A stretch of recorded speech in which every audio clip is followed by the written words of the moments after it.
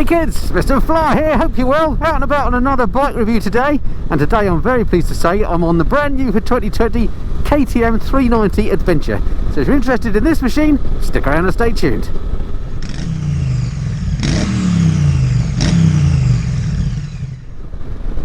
Okay, so the KTM 390 Adventure then, what's that all about? Well, it's a bike that I've been wanting to ride for absolutely ages, because I'm sometimes critical of KTMs for various reasons.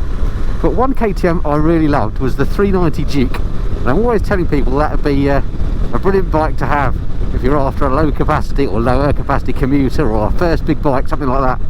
I just really thought that bike was such great fun and had oodles of character, and I loved it.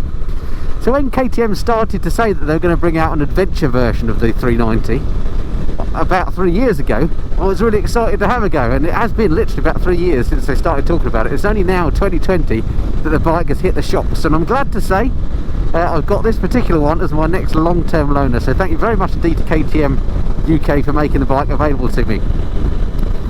So I've not ridden it much so far. I picked it up today, I've ridden it for about an hour, and this is my second ride on it. So this is very much a first impressions review, but I have to say, first impressions, well, in fact, within riding it for, you know, sometimes bikes you just get an instant feel for whether you like them or you don't like them. Within 50 yards of riding this, I thought I really like this bike.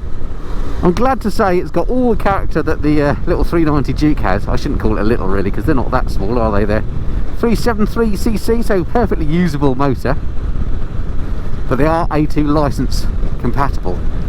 But yeah, as soon as I jumped on it, I thought, yeah, I love that bike, and the reason why is, well, there's a number of reasons. First off, it's very comfortable. Just the riding position on this is beautiful. It's the first thing that strikes you. You're sitting completely upright on it, but your legs are in a relatively sporty tuck in a KTM sort of way, and the handlebars are nice and wide.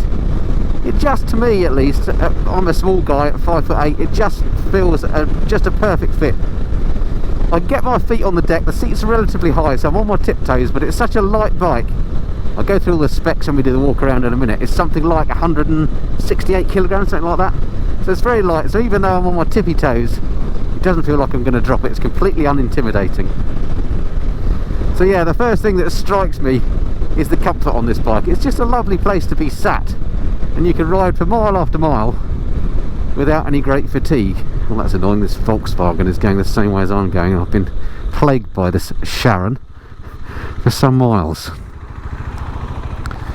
No offence to any Sharon owners out there, but you know, it's one down from a white van.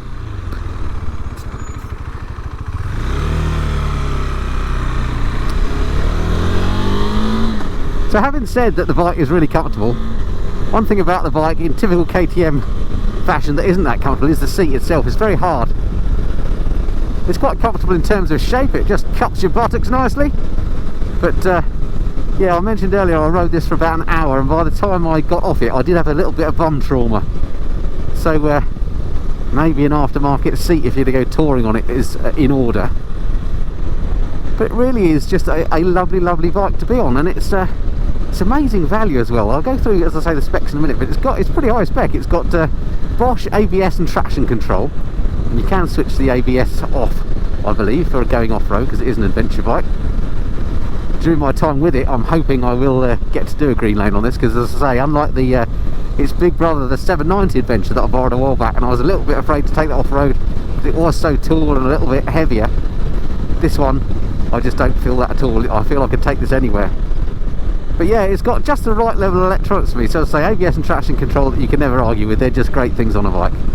It's got the KTM TFT. I'm not a massive fan of TFTs generally, but I accept that bikes have them these days, and the KTM one is not a bad one. It's nice and clear, and it's pretty intuitive to use. On the KTM you use this switch pad, or this button pad here, which is so much better than, for example, the Triumph version that has the little joystick. These buttons are very easy to hit, and it's quite intuitive to use. So I do like the TFT on here. It's also got things like backlit buttons. Why don't all bikes have that, which is a great thing. It's now got LED lights as well. So in terms of electronics fit, it's just got the right amount. It's not overlaid, and it's got the things that you really need. I like that about the bike. And you get all that, the fancy traction control and everything, for about £5.5 grand. It's just a great value machine. Sadly, I've come out at just the wrong time. It's sort of chucking out time from work, so there is a little bit of traffic about. But that does at least remind me And what great balance this bike has. If you want to get yourself a little cheap to run commuter, it'll be absolutely perfect, because for filtering and stuff, I went through some towns earlier, really easy. This particular bike has got the which I think is an option, a quick shifter, and it works really well on here. You might think a quick shifter on a bike like this is wasted, but it's a really nice implementation on this KTM, and I think however much that costs as an option, I might be tempted to go for that, if indeed it is optional. I'm not too sure, I think it is. The switch gear on the bike, very simple, because it is a simple bike, but it just works. It's got the indicator as a proper button, it's tactile. You can feel, hello sir, you can feel when you've engaged it, which is nice. The buttons, as I mentioned, for the TFT controls, all very easy to use. Stop, start, that's about it. Horn, and that's all the buttonry you have to worry about. So thumbs up for the switch gear. It's so light, the handling on this is just beautiful. What I don't like on it, well, there's a couple of things actually when you're sat here in the cockpit, so to speak, that I don't like about it. One is these mirrors. These are the, I've seen these on KTMs before. They're perfectly functional, they work fine, I can see behind me okay. There's a little bit of vibration through them. But what is it with these big rubber gaiters on here? They just look awful. Whoever designed these needs firing. I said that before and got a bit of abuse actually. I hope he hasn't been fired, or she. But anyway, KTM, please do something about your mirror stalks. These just look horrible. I don't know anyone that likes those. Small point. And then the other thing I'm not so keen on when you're sat here riding it is you're looking at an awful lot of plastic here. You know, around the front cowling here. It's got a little cowling and a little screen. There's a lot of fairly cheap looking plastic. Just what it is, I mean, and it is a bike built to a budget, so it's not a strong complaint. It's just something I notice. It's got this little screen on here that does a reasonable job of deflecting some airflow over your head, but on faster roads, as I tried earlier, there's a little bit of buffet around my jacket area. Some of that depends on the jacket you're wearing, and this screen doesn't appear to be adjustable in any way either. At least I can't see how it's adjustable. So maybe again, room for an aftermarket replacement for the screen. It's so light, this, you just feel immediately at home. Hello chaps, hello, gosh, hello, leg out, nodding, good stuff. A lot of bikes out today, what am I missing? The engine on this bike is pretty much the same, I think, as the one on the 390 Duke. Single cylinder thumper, so it comes with all the character of a single cylinder bike, which you either like or you don't. And I'm not a big fan of single cylinder bikes, depending on how they're done. And it has to be said that although it's a very peppy bike, it goes really well. I mean, this bike cruises at 90 on a motorway, no problem at all. Don't ask me how I know. But there are some vibrations. I mean, at the end of the day, if you don't like vibrations, don't get a motorbike, I guess. But they are quite significant on this if you're on a longer ride. As I said, I got this earlier from KTM. It was about an hour's ride back. By the time I got home, I had really bad numbness in my hands. And I don't know if it's because it was quite cold as well, and whether my hands are cold and numb, but it felt like it was sort of pins and needly. I think it's the vibrations through these bars that would annoy somewhat. We'll see how I get on over time with that. It's quite possible that you could possibly cure that with things like those grip puppies that you put on the grips to stop some of that. But that's something definitely that I'm not so keen on the bike. But other than that, it's just ease of handling, the way you can whip the thing around. Its peppy nature and its character. There's an awful lot to like about this bike. It was well worth that wait. KTM have done a top job. Okay, I'll cover a slightly different route to my usual first ride, so I'm going to head up here to a place called Wendover Woods, just up here on the right. Hopefully I can find a big old car park where I can park her up and I can show you around this bike, so stick around, stay tuned. I missed the turn. Bother, I missed the turn. That's outrageous. Here we go. So this is a place called Wendover Woods. I have been up here before on various bikes, but it's a lovely place. If you're ever in the area and you want a great place to come for a picnic with the kids or something, check it out. It's the highest point in the Chilterns, I believe, as well.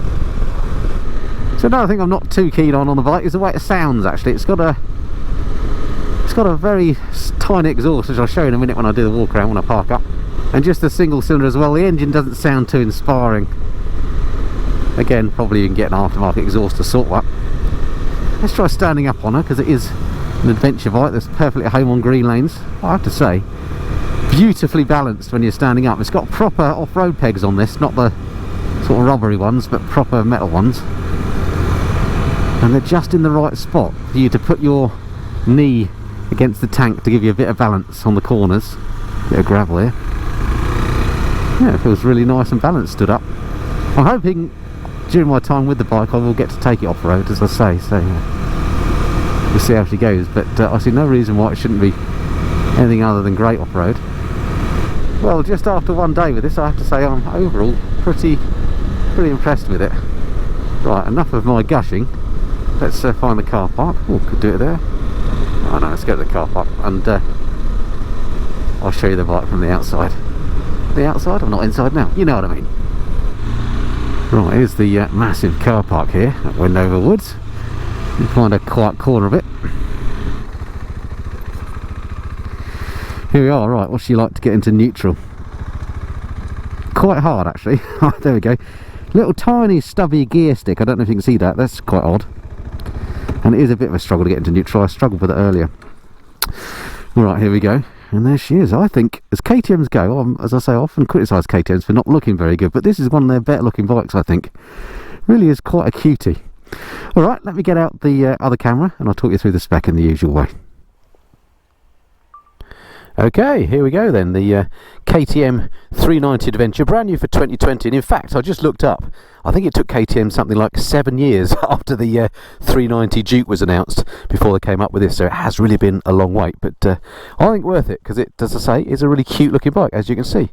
Alright, the all important spec then, let's take you through that. First off, the key thing is of course the engine. It's a 373cc single cylinder unit, and it is, I think, pretty much identical to the one in the 390 Duke, as I say. Puts out 43 brake horsepower. Don't know where in the rev band that is actually, but it feels pretty linear to me. And 27.3 foot-pounds of torque at 7,000 RPM, so that's quite towards the top. But it seems to me to pull right the way through. It's a very friendly tuning curve, if you like, in that there's no lot of flat spots or anything like that. It doesn't suddenly take off at any particular point. In terms of brakes, on the front we've got a single disc, as you can see. 320mm disc on the front here. Let's have a look at that. It's got a 4-pot caliper on there, and they're the Bi-Bray ones, so the sort of lower end spec Brembo ones. And then at the back we've got what have we got at the back? Here we go. 230mm disc on the back, again with one of the Bi-Bray single pot calipers on there. And as I say, these have got the Bosch cornering ABS, complete with off-road mode, so you can disable that when you want to go off-road. The suspension on here is pretty special actually. WP, of course, it being KTM own WP, the WP Apex all-round, and these front ones are adjustable. They've got that clever thing, there's a little adjuster at the top, the clever thing where you've got rebound in one and compression in the other, and the little adjusters on the top. The rear is WP as well, and also adjustable for the same stuff that's down there. Weight of the bike, actually I was wrong earlier, it's 158 kilograms dry, so really light bike, this particularly for an adventure type bike, and it just feels light when you ride it, which is beautiful.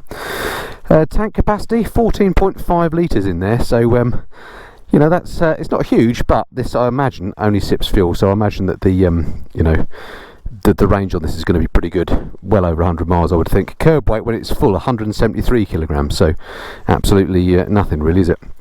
Electronics wise, well, we talked about all that. The TFT on here has got connectivity for your phone and stuff as well. The KTM My Ride stuff, which works really well. I'll play with that later on when I've used the bike a bit more. And price wise, according to the website, £4,599. I think it's an absolute bargain for a bike that's got this sort of spec. I do like the front end of this. It's got that the waspy KTM front light, the LED lights, which look really cool. What else to show you? LED indicators, of course. Let me show you that switch gear that I was talking about. There's a little pad that does all the selection work and a proper indicator button, I'm glad to say. The horrible mirrors that we talked about. What else to show you? Nice finish on here actually, on the KTM orange.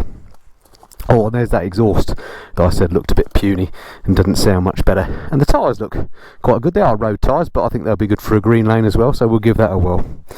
Alrighty, that's enough yap. Let's jump back on, ride some more. So as you can probably tell, even after just one day's riding, quite enamoured with this bike. It really is a great little bit of kit, and when you consider the price, as I say, £5.5 grand, when you consider the competition in this space, things like the Royal Enfield Himalayan, the Honda CRF 250L Rally perhaps, the BMW GS310, They're all similar sort of prices, a little bit of variation, but out of that lot I'd rather have this one hands down, I think. Maybe it's just how times move on, and you know, this is the latest of the bunch, but it really has got a lot going for it for that money. It doesn't feel like it's been, corners have been cut or the build quality is any less or anything like that. Nothing rattles, it all feels pretty good quality. I love these barriers. I assume they're short so motorcycles can get through without paying, because if you do come here you do have to pay for the parking, but they've got to keep the upkeep somehow. Here's a lovely spot, as you can see, especially on a summer's evening. Oh, and as soon as he gets past the car, he comes up to his nemesis, the van. Not a white one, but you know what I mean. Because I must say a huge thank you to KTM UK as ever for providing me with the bike for loan. We're looking forward to getting to know it a little bit over the next few days. If you are interested in this bike, do stick around to the channel, because I shall be bringing you a lot more videos on it. I shall do my usual top 5 things I like. I'm hoping to take it off-road, as I say, and at the end of the period I will give you my lessons learnt, which will be not only the good things I found out, but any bad stuff I can find too. No bike is perfect. At the moment I haven't found too much wrong with this, other than maybe the vibes a bit, but as I say, it's a single cylinder thumper. What can you expect? And my initial impressions are very, very favourable. Whichever way this van's going, I'm going the other way. Oh, the scourge of the southeast, you can go nowhere without traffic. Alright, let's do a right then. We'll see where that takes me.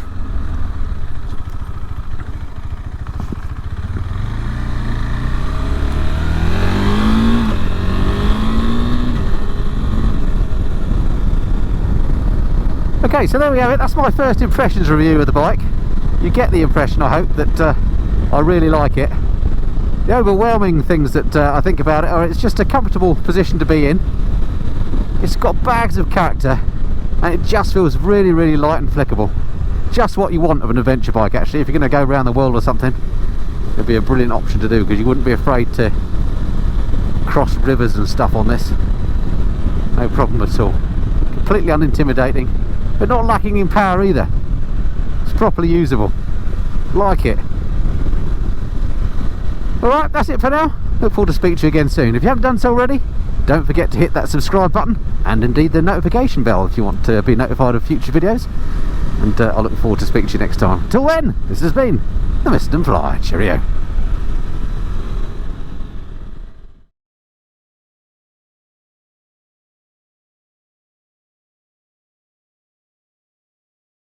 Hey kids, it's Mist and Fly here, hope you're well. Out and about today on another bike review, and a bike that I've been wanting to ride for what seems like literally years. KTM have been taunting us with images of this particular machine for about the last 3 years, and let's do that all again. That was rubbish.